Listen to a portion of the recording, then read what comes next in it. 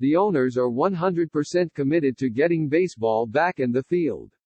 Rob Manfred, June 15, 2020. Then do it. It's time. It's far past time, actually. It's time to do it for the fans, to do it for the game, to do what's right. No more of what happened Monday, of posturing and equivocating and suggesting the baseball season is in peril when Manfred, as one of the negotiating parties, by definition helps control that fate.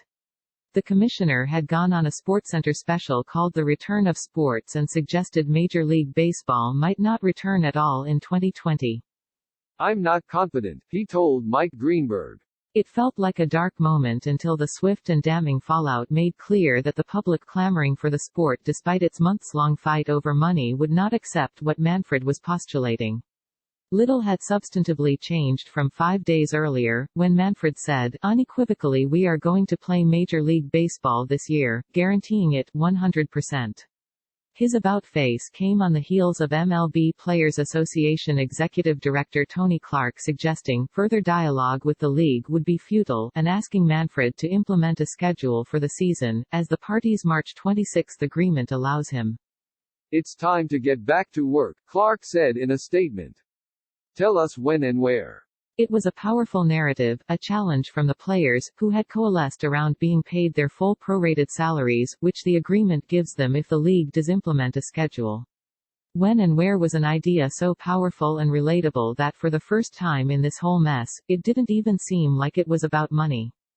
The league's retort was to accuse the union of negotiating in bad faith and planning a grievance if MLB did impose a shorter than necessary season, somewhere in the 48 to 54 game range. It did not carry anywhere near the emotional heft of players across the league saying, simply, we want to play. Actually, it ran in stark contrast to the notion that the owners did too. And in the end, it might wind up being the thing that helped bring baseball back. The only thing I can tell you is that the owners are committed to trying to find a way through this and get the game back in the field. Rob Manfred, June 15, 2020. Then do it. Manfred himself admitted in his interview with Greenberg that the interminable back and forth between the league and union during return to play exchanges over the past month has been just a disaster for our game, absolutely no question about it.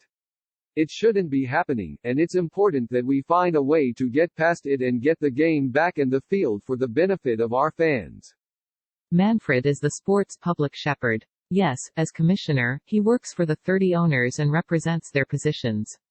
And yet his admission of the disaster unfolding was a brutal self-own, an indictment on the negotiating positions taken by the league and how they fomented solidarity inside the union.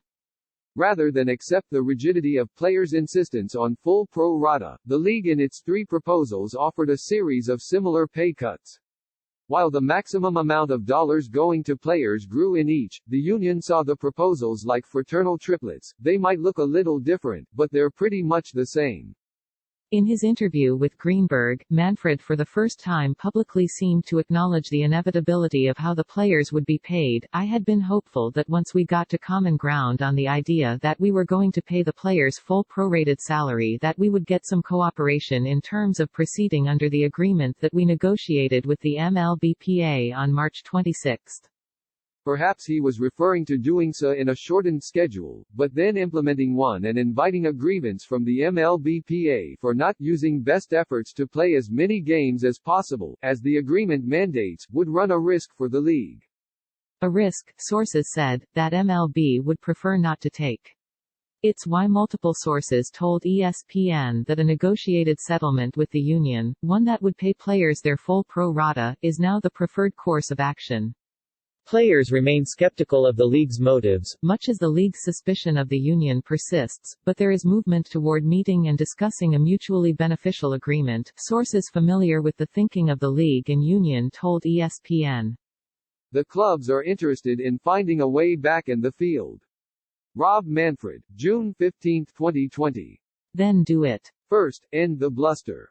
Manfred told Greenberg that a still not agreed upon health and safety protocol was standing in the way of any agreement. While it's true that multiple baseball players recently testing positive for COVID-19 offers a stark reminder of the dangers players and others will take playing a season, Manfred 5 days ago had told MLB Network, "We're very, very close on the medical protocols."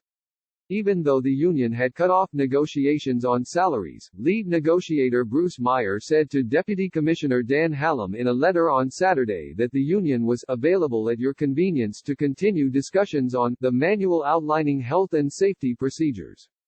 Next, find a reasonable compromise.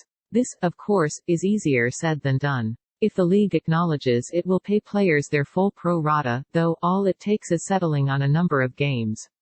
The league's last offer maxed out at $1.5 billion in compensation, or $60 at full pro rata.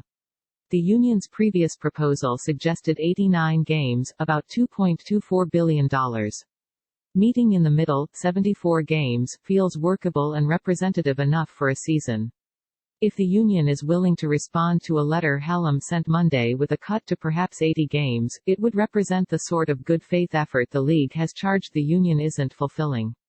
If MLB, also accused by the MLBPA of bad faith negotiating, were to follow with a substantive leap of its own, a deal could come together quickly. Also, don't forget to make sure the schedule works. Teams need to bake in at least a week to gather players at facilities and 3 weeks of spring training on top of that, making the earliest possible start date, in the event of an unlikely quick agreement, mid-July. The likelier opening day is closer to July 20, which leaves 71 days through the end of September.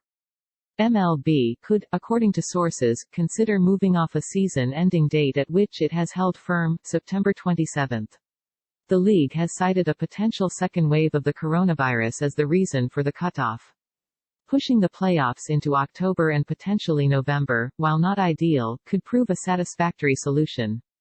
Build in off days, schedule doubleheaders. It's not easy, it's not ideal, but then nothing is. Whatever the parties do, they should do it fast. Every day without an agreement is another day not traveling to spring training, not preparing for the season, not playing games.